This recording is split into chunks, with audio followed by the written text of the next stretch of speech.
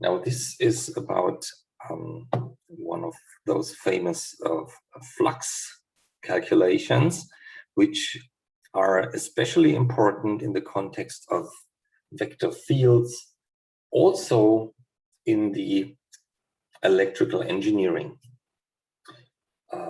domain. And that's why we decided to look at this very famous example of a electrostatic electrical field, which comes about due to a simple positively electrically charged, let's say, point charge in the origin of the coordinate system. So let me just wipe away this for a moment. What you see here, it doesn't look so very complex, and that's because we are using Cartesian coordinates in order to describe a perfectly, spherically symmetric field. So in other words, it would be much more comfortable to use spherical coordinates right away at this point. But we did not learn, or you didn't learn, how to use spherical coordinates directly in order to perform, for example, such a surface integral, which is now the first time we're doing it. So because this will be a double integral carried out along a curved surface, even a closed surface. In this case, I'm talking about the surface of a sphere. And now that's the idea. The idea is just construct a sphere around your the origin of your coordinate system, where your source electrical charge, capital Q, is located, and from where it generates its own electrical field. Let's look at this field description first. So the electrical field vector, capital E vector of X vector, equals source charge Q over 4 pi times epsilon null. So this is well known. This is actually it's a geometric factor due to the surface of the unit sphere. That's where it comes from, but we just don't care. And this is epsilon null is the famous electrical field constant, which sort of gives you the gauge, the correct gauge of the electrostatic force. Okay, we just assume that the whole operation takes place in vacuum, so that no material factor epsilon r or something of this sort appears. So that's just a physical prefactor. Now, then we get times 1 over, and now this is the square root of the squared sum of the coordinates, x squared plus y squared plus z squared. As usual, you all know what this means. This by taking the positive square root, this is exactly the distance of a point in space from the origin here. But please don't overlook, here we have an additional exponent of 3. It does really not look very nice, but this is how it is. And you will not remember from school that the electrostatic Coulomb force has something to do with 1 over r cubed. You will instead, you will hopefully remember it has to do something with 1 over r squared. And now let me just introduce these annotations again. The reason for this exponent of 3 is that this is a vector field function, and it has to be mathematically correct, which means that we have to include its direction also. And since it's a spherically symmetric field, it's always directed away from the origin. And this has to be, well, given in mathematical manner. And what you see here, you remember this transposition sign, which just means this should be a column vector instead. This vector xyz is exactly the radius vector pointing from the origin to the point in space where you are. And so this is x vector itself. And since it contains, well, you could say, it does not merely point in the direction away from the origin, but it also contains an absolute value, which is the distance from the origin. And so, since this is the radius vector x vector, it carries an absolute value of r distance from the origin itself. And this is why we use an exponent of 3 here in order for this to cancel out, and that in the end it remains 1 over r squared by absolute value, and then a unit vector in the direction away from the origin. So that's how it's constructed, you see. So let's just do the following. Let's decide to consider all that we're doing by moving along the surface of a fixed sphere, which has its center in the origin and has a constant radius of capital R. So if we do so, we may easily replace this square root of squared sum of coordinates by capital R, which is constant on the surface of our sphere. So in the end, what we get here is will be capital R cubed. And then now it gets complicated. Okay, let's jump into the integral. We are looking for the so-called electrical flux, okay, which is often called phi, not to be mixed up with sort of a potential. It is not. Phi stands for flux now, and you know what it is. It gives you, well, in the end, it will be a scalar result, which tells you, well, the radiality of your vector field in which, to which extent does this vector field produce an outward flux on this surface?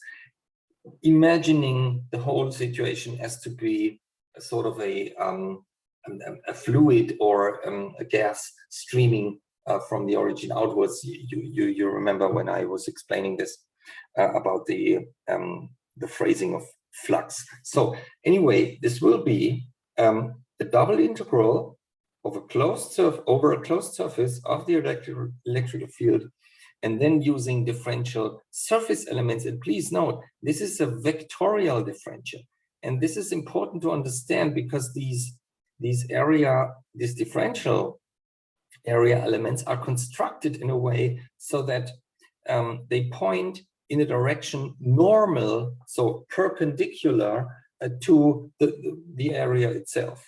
This is, you could say, sort of a tricky construction which has been introduced in order to have an oriented area, in this case in the form of a differential, okay? And now, so that's why, and also I have to point out that here we have to take a scalar product as well as here. The scalar product is important because it gives us the contribution that this field vector well, brings about in a direction perpendicular to your area. And this is what we call flux. Okay, so compare it with the path integral where the component of the vector along the curve is important. Here, it is the component of the field vector not in some way along the surface, but perpendicular to the surface, so that something streams outward or inward. If the field vectors are directed towards the origin, you would have a negative flux. This is also possible, but in this case, okay, it will be positive. Now, transforming all this by using spherical coordinates in the correct way, we get to this following. Well, it's an iterated integral where the horizontal angular variable phi has to be increased from 0 to 2 pi. Again, this is once around the circle, once around the z-axis, if you may imagine. You should have a three-dimensional spherical picture in mind.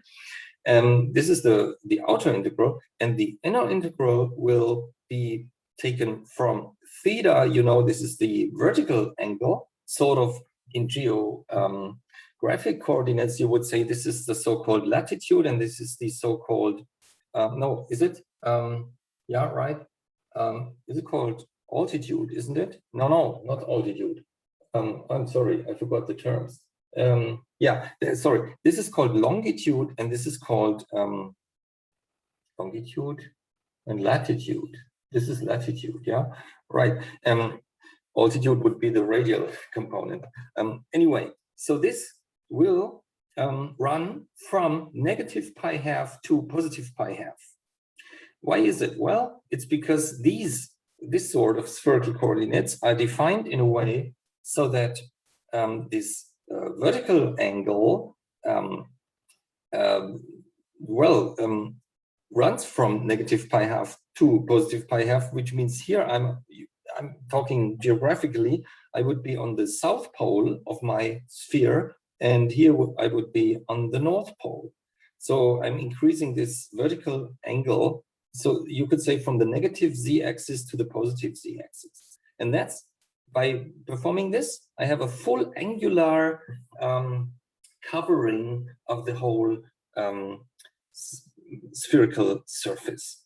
And as you know, the radius, so the distance from the origin, which we call capital R, is constant. So we do not have to integrate anything over R additionally. Okay, so it is a double integral. And we have to express the electrical field vector now at any position using a radius vector, as always, a radius vector function, but not using Cartesian coordinates, x, y, z, but instead using phi and theta by introducing spherical coordinates, taking the scalar product now with the, you see what this is? This is the cross product of the radius vector x differentiated for phi times the other one, again, the radius vector differentiated for theta. Partial derivatives for phi of all components, partial derivatives for theta of all components. You have, I hope you have already derived this procedure in the lecture, because this is a little tricky, but you have only to do it once. Once you've got it, you will always use the result in any case where you can describe the situation with spherical coordinates. So what is this by concept? This one. This is a tangent vector. This is a vector pointing in a direction where phi increases, but theta stays constant along the surface of the sphere. Also, this is a tangent vector pointing in a direction where theta increases while a phi is kept constant. And now taking the cross product, as you all know, by the right-hand rule, this will produce a vector which is perpendicular as well on this one as on this one. So this will be a normal vector on the spherical surface. And also it will contain inside, look at this text here, the correct Jacobian. Remember the previous exercise, the Jacobian which is needed to to correctly transform this integral, which would originally have to be set up in Cartesian coordinates, to express it using spherical coordinates, now phi and theta. Okay, so inside this there is also the corresponding correction for us to get the correct result using correct area elements. You see here, these are angular variables. Just taking them in a product form will not deliver us a correct area element, like here, ds for surface. Instead, we have to use this complicated way of transforming.